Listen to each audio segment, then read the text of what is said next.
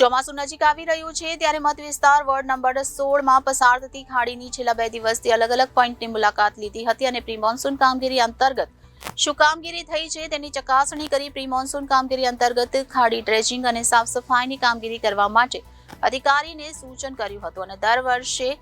ઘણી રજૂઆત બાદ પણ કામગીરી ન થતા વિરોધ પ્રદર્શનો કરીને કામગીરી કરાવતા આવ્યા છીએ ત્યારે આ વર્ષે અધિકારીશ્રીને કામગીરી કરવા માટે સૂચના આપી છે અને જો કામગીરી કરવામાં નહીં આવે તો ફરી વિરોધનો સામનો કરવો પડશે તેવી ચીમકી પાયલ સાકરિયા દ્વારા આપવામાં આવી હતી। પાલમાં પ્રી મોન્સૂન કામગીરીની સમીક્ષા કરતા પાલિકા કમિશનરે વરસાદી પાણીના નિકાલ માટેના ફ્લડ ગેટ મેન્યુઅલી સંચાલન થતા હોવાનું જાણતા આશ્ચર્ય પામ્યા હતા જેથી તાપીના તમામ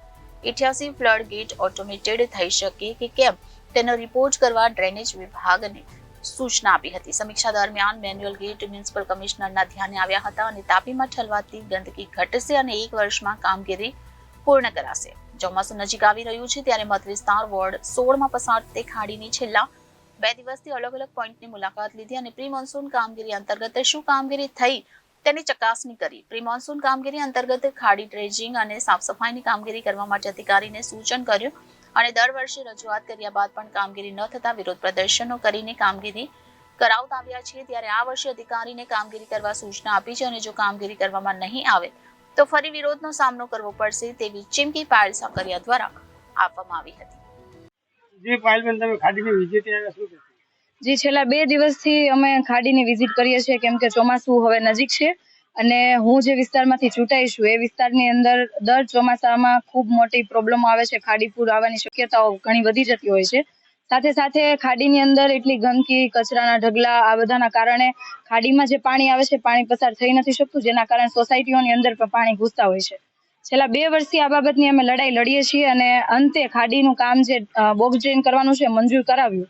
પરંતુ દર વર્ષે જ્યારે ચોમાસું આવે પહેલા અમે ખાડી સફાઈ માટે વારંવાર અધિકારીશ્રીઓનું ધ્યાન દોરતા હોઈએ છીએ, પરંતુ જ્યારે અધિકારીઓ દ્વારા પણ આ કામ તાત્કાલિક ધોરણે કરાવવામાં ના આવતું હોય ત્યારે અમે તમામ સ્થાનિક લોકોને હારે રાખીને વિરોધ પ્રદર્શનો કરતા હોઈએ છીએ, વિરોધ કરતા હોઈએ છીએ અને છેલ્લે આ કામગીરી થતી હોય છે। અને આ વર્ષે અમે આજે હું અને મારા સાથી નગરસેવક શોભનાબેન કેવડિયા અમે લોકો છેલ્લા 2 દિવસથી વિસ્તારની અલગ અલગ સોસાયટી પાસેથી જે પસાર થાય છે ખાડી એમની વિઝિટ કરી છે।